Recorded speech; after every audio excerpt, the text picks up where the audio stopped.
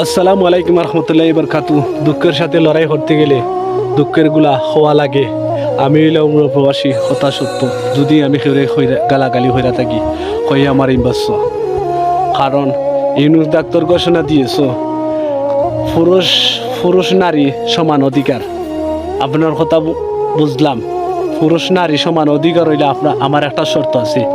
কিন্তু আমার মতন হাজারো মায়ের সন্তান ছেলে এই প্রবাসে কুত্তার মতন পরিশ্রম করে, কুত্তার মতন পরিশ্রম করে, এমন যাতে বাংলাদেশি কিয়া ভিক্ষা মাগিয়া খৈরা খাইছে জানে ও সিস্টেম আপনি করেন মহিলা হতে।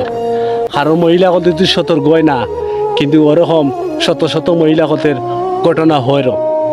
যে পুরুষে বা বিশ্বাস হইরা বউরা তো টেকা পয়সা ধন সম্পদ দেয়, এই মহিলাটা এই পুরুষটারে তো অন্য পুরুষের লগে সম্পর্ক হইরা যায় কি টেকা পয়সা ধন সম্পদ লইয়া।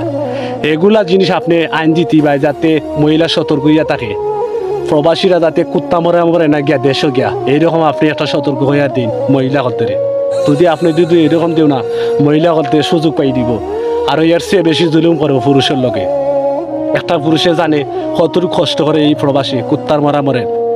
এইরকম যদি আপনি আইন দিতে পারো মহিলা হতের, আপনাকে সবাইও সেলুট দিবে, সবাইও আপনাকে জনগণের শান্তি দিবে, দেশ শান্তি দিবে, সব কিছু শান্তি দিব। নারীর যদি এইরকম যদি আইন যদি আপনি করো না, কিন্তু নারী হলতের কোনোদিনও বই পাইতো না, আপনি হরবাই বই পাইব। এতটুক জানা আপনার যদি ভিতরে যদি অহংকার থাকে না, ভিডিওটা শেয়ার হইরা ইনু দেখতে গেছো আমার ভিডিওটা ফসায় দিও, এতটুক আমার অভিনন্দন। আসসালামু আলাইকুম রহমতুল্লাহি বরকাতুহু।